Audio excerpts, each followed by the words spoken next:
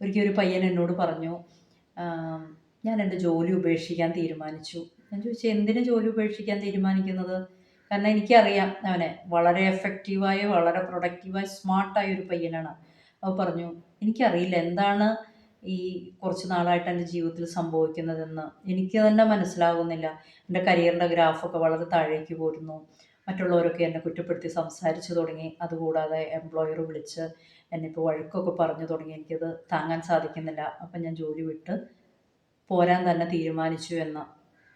അതുകൂടാതെ മാതാപിതാക്കൾ പലപ്പോഴും പറയാറുണ്ട്, എൻ്റെ കുട്ടി ഒത്തിരി നേരം ഇരുന്ന് പഠിച്ചുകൊണ്ടിരുന്ന കുട്ടിയാണ്, നല്ല മിടുക്കനായിരുന്നു പയ്യനാണ്, എന്താണ് പെട്ടെന്ന് സംഭവിച്ചതെന്നറിയില്ല, അവൻ്റെ സ്വഭാവത്തിലൊക്കെ ഒരു മാറ്റം, അല്ലെങ്കിൽ അവളുടെ സ്വഭാവത്തിലൊക്കെ ഒരു മാറ്റം വരുന്നു, പഠിക്കുന്നുണ്ട്, മാർക്ക് കിട്ടുന്നില്ല, ഓർമ്മക്കുറവ് വരുന്നു, പല സാധനങ്ങളും ഈ കുട്ടി അവിടെ ഇവിടെ കൊണ്ടുവച്ചിട്ട് തപ്പി നടക്കുന്നു എന്നൊക്കെ ചില കുട്ടികൾ തന്നെ എന്നോട് വന്ന് പറയാറുണ്ട്.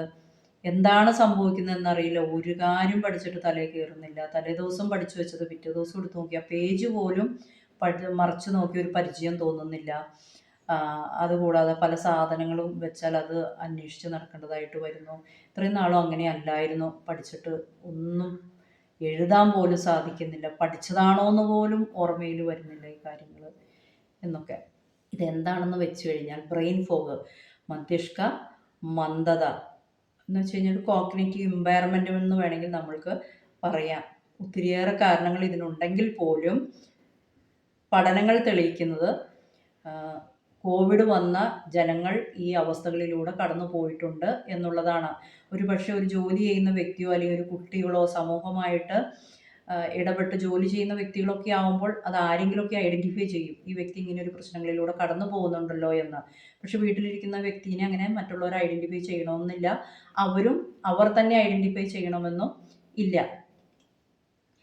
അപ്പോൾ ഇതിൻ്റെ ലക്ഷണങ്ങൾ എന്താണെന്ന് വെച്ച് കഴിഞ്ഞാൽ മൊത്തത്തിലൊരു ഡൾനെസ്, ഒരു മൂടിക്കെട്ടിയ അവസ്ഥ, ശ്രദ്ധക്കുറവ്, ഓർമ്മക്കുറവ്. അപ്പോൾ നമുക്ക് മനസ്സിലാവും, ഒരു ഔദ്യോഗിക ജീവിതത്തിലാണെങ്കിൽ എവിടെയെങ്കിലും ഒരു ഫയൽ കൊണ്ട് വെച്ചു, പിന്നെ അത് കാണാതെ തപ്പി നടക്കുക, ഒരു മെയിൽ അയക്കാൻ പറഞ്ഞു അത് മറന്നുപോയി, അല്ലെങ്കിൽ ഒരു എമർജൻസി മെയിൽ വന്നു അതിന് പെട്ടെന്ന് റിപ്ലൈ ചെയ്യാൻ പറഞ്ഞു അത് മറന്നുപോയി. അങ്ങനെ നമ്മുടെ ഔദ്യോഗിക ജീവിതത്തിൽ വീഴ്ചകളൊക്കെ വരുമ്പോഴാണ് എന്താണോ ഇദ്ദേഹത്തിന് പറ്റിയെന്ന് മറ്റുള്ളവർ ചിന്തിക്കാൻ തുടങ്ങുക. കുട്ടികളുടെ കാര്യത്തിൽ നമുക്ക് പെട്ടെന്ന് മനസ്സിലാവും. പിന്നെ ഒരു സാധനം നമ്മൾ എവിടെയെങ്കിലും കൊണ്ടുപോയി വെക്കുന്നു, അത് അന്വേഷിച്ച് കിടന്ന് അത് സമയം കളയുന്നു.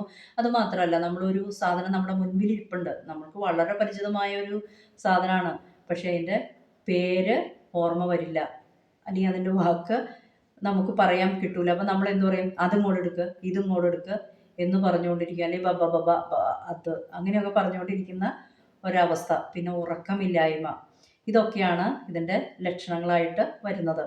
ഇതിൻ്റെ കാരണങ്ങൾ എന്താണെന്ന് വെച്ച് കഴിഞ്ഞാൽ ഞാൻ ഓൾറെഡി പറഞ്ഞു കഴിഞ്ഞു. കൊറോണ വന്ന് പോയ വ്യക്തികളിലെല്ലാം ഈ പറഞ്ഞ ലക്ഷണങ്ങൾ അനുഭവപ്പെട്ടിട്ടുണ്ട് എന്നുള്ളത്.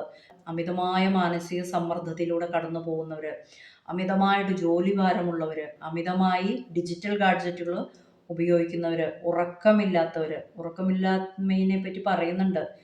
ഉറക്കമില്ലാതെ പോകുന്ന ഓരോ മണിക്കൂറുകളും നമ്മുടെ ശരീരം എഴുതി സൂക്ഷിക്കുന്നുണ്ടെന്നാണ് പറയുന്നത്. അപ്പോൾ നമ്മൾ ഉറക്കത്തിൻ്റെ പ്രാധാന്യം എത്രത്തോളം ഉണ്ടെന്ന് മനസ്സിലാക്കുക. ഹോർമോണൽ ഇംബാലൻസ് വന്നു കഴിഞ്ഞാൽ, അതുകൂടാതെ ഏതെങ്കിലും രോഗങ്ങളിലൂടെ കടന്നു പോകുന്നുണ്ടെങ്കിൽ, ഇൻഫ്ലമേഷൻ ഉള്ളവരൊക്കെ, പിന്നെ അമിതമായിട്ട് മരുന്നുകളുടെ ഉപയോഗമുള്ളവർ, ഡീഹൈഡ്രേഷനിലൂടെ കടന്നു പോകുന്നവർ.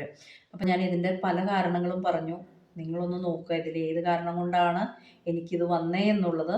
അങ്ങനെയാണെങ്കിൽ അതിൻ്റെ പ്രശ്ന പരിഹാരവും നിങ്ങളിൽ തന്നെ ഉണ്ടാവും. ഇപ്പോൾ ഞാൻ പറഞ്ഞല്ലോ, ഡിജിറ്റൽ ഗാഡ്ജറ്റുകളുടെ അമിത ഉപയോഗമാണെങ്കിൽ നമ്മളത് ഒഴിവാക്കുക തന്നെ ചെയ്യണം. ജോലി സമ്മർദ്ദമാണെങ്കിൽ അതിന് സൊല്യൂഷൻ നിങ്ങൾ തന്നെ കണ്ടെത്തും. ഇതിനൊപ്പം തന്നെ ഞാൻ 2 സൊല്യൂഷൻസ് കൂടി പറഞ്ഞു തരികയാണ്. ഒന്ന്, വെയിൽ കൊണ്ടുള്ള വ്യായാമം. വെയിൽ കൊണ്ട് വ്യായാമം ചെയ്യുമ്പോൾ ഒന്ന്, നമ്മുടെ ശരീരത്തിൽ ഡോപ്പമിൻ്റെ അളവ് കൂടുന്നു, 2, വൈറ്റമിൻ ഡിയുടെ ഡെഫിഷ്യൻസി കുറയുന്നു. ഇത് രണ്ടും ഈ പ്രശ്നത്തിന് പരിഹാരമാണ്. അടുത്തത്, വെളുത്തുള്ളി, ഗ്രാമ്പു, കുരുമുളക് 3 ചതച്ചിട്ട് വെള്ളം തിളപ്പിച്ച് കുടിച്ചുകൊണ്ടിരിക്കുക. അപ്പോൾ നമ്മുടെ ശരീരത്തെ ഇൻഫ്ലമേഷൻ കുറയും. അപ്പം ഇതും ചെയ്യുക. അതിനുശേഷവും നിങ്ങളുടെ പ്രശ്നത്തിനൊരു പരിഹാരമാകുന്നില്ലെങ്കിൽ എത്രയും പെട്ടെന്ന് ഒരു മെഡിക്കൽ സപ്പോർട്ട് തേടണമെന്ന് അപേക്ഷിക്കുന്നു.